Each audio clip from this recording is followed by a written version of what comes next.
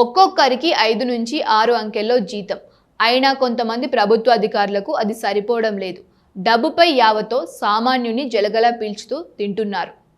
దరఖాస్తు చేసుకుంది చాలు, ఇది లేదు అది లేదు అంటూ నిబంధనల పేరుతో నరకయాతన చూపిస్తున్నారు. లంచాలకు మరిగి సామాన్యుని పీల్చి పెప్పి చేస్తున్నారు.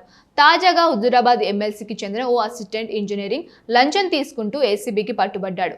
కాంట్రాక్ట్ పనులకు సంబంధించిన బిల్లును చెల్లించేందుకు హుజూరాబాద్ పురపాలక సంఘంలో అసిస్టెంట్ ఇంజనీర్గా పనిచేస్తున్న సుధాకర్ రెడ్డి 50,000 లంచం తీసుకుండడంతో అవినీతి నిరోధక శాఖ అధికారులు అరెస్ట్ చేశారు. హుజూరాబాద్ మున్సిపల్ పరిధిలో ఓ కాంట్రాక్టర్ నీటి కాలువ పనులను పూర్తి చేశారు. దానికి సంబంధించిన తుది బిల్లును ప్రాసెస్ చేయాలన్నా, కొలతల బుక్కులో వివరాలు నమోదు చేయాలన్నా తనకు లంచం ఇవ్వాలని ఏఈ సుధాకర్ రెడ్డి డిమాండ్ చేశారు.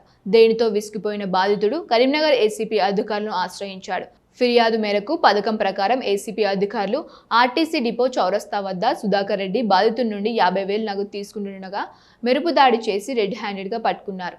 నిందితుడి నుంచి లంచం సొమ్మును స్వాధీనం చేసుకున్నారు.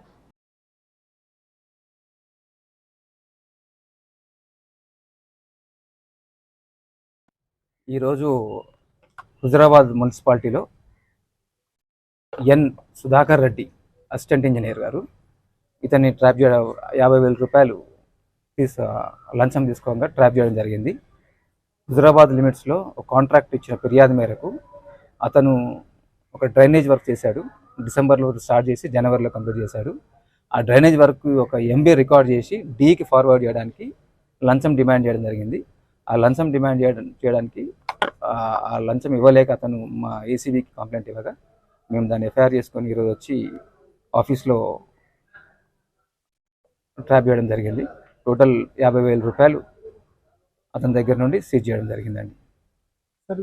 టోటల్ 17 లక్షల కాంట్రాక్ట్ వర్క్ కంప్లీట్ అయింది. అతనికి 4 లక్షల రూపాయల దాకా ఫస్ట్ పేమెంట్ బిల్ వచ్చింది. ఇంకో 10 లక్షల రూపాయలు ప్లస్ జిఎస్టీ అంతా కలిపి 14 లక్షల రూపాయలు రావాలి.